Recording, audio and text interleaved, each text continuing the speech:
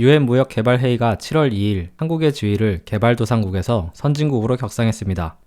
UN 무역개발회의가 1964년 설립된 이래로 개발도상국에서 선진국으로 지위를 변경한 사례는 한국이 처음입니다. 회원국 195개 중 선진국은 미국, 일본, 영국, 독일, 프랑스 등의 31개국에 그쳤으나 이번 한국의 선진국 격상으로 선진국은 한국을 포함한 32개국으로 늘어나게 되었습니다. 이제 한국은 개발도상국에서 벗어나 선진국으로서의 새로운 앞날을 맞이하고 있습니다.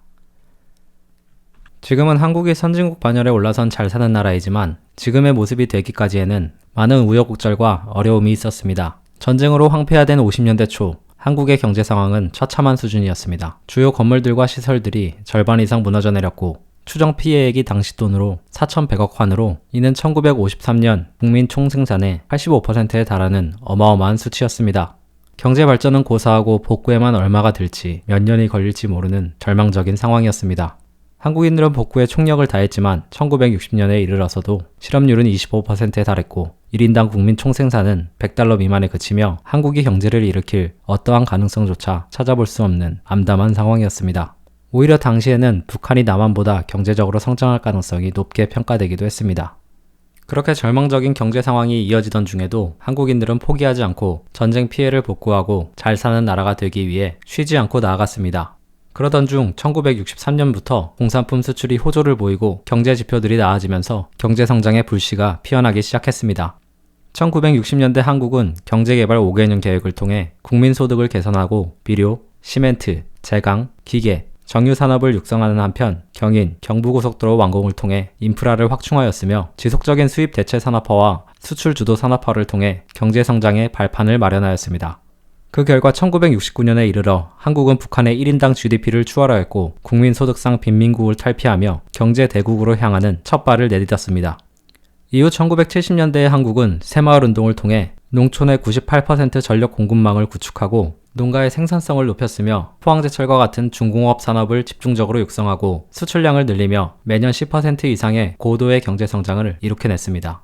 당시 외신들은 전쟁 폐허였던 한국이 단 20년 만에 이루어낸 놀라운 경제발전을 보고 동아시아의 기적이라고 표현하며 놀라움을 표시했습니다.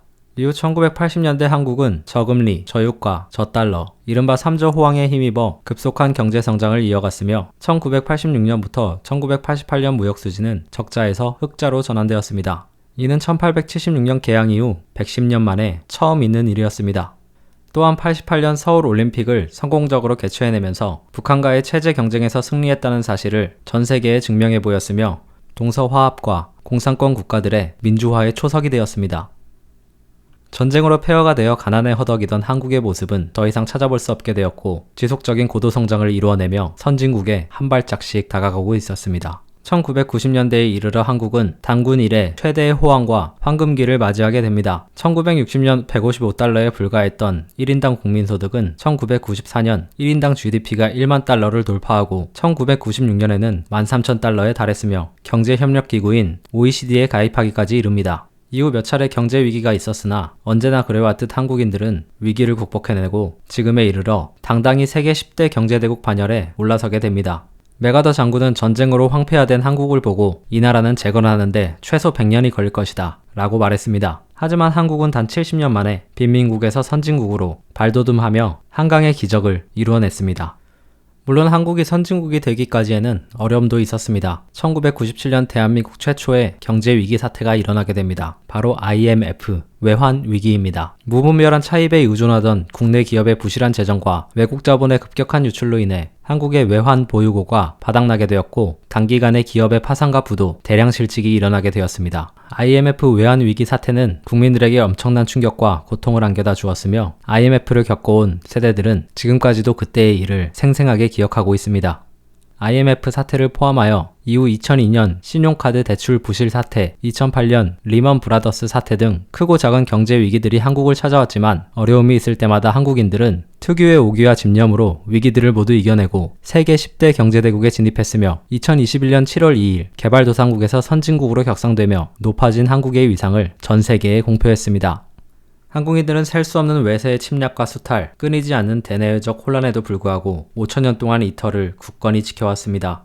지금도 한국은 중국, 러시아, 일본 등 강대국들에게 둘러싸여 있고 북한과 휴전 중인 세계에서 유일한 분단 국가이기도 합니다. 또한 코로나19가 장기화되면서 어느 때보다 힘든 시기를 보내고 있습니다. 이러한 위기 상황에서도 일부 한국인들은 다양한 이유들을 이유로 서로를 불신하고 미워하고 있습니다. 하지만 언제나 그랬듯 한국인들은 어려움과 위기를 극복해내고 앞으로 나아갈 것입니다. 전 국민이 한마음 한뜻으로 뭉쳤을 때는 놀라운 단합력으로 또 다른 기적을 만들어낼 것입니다.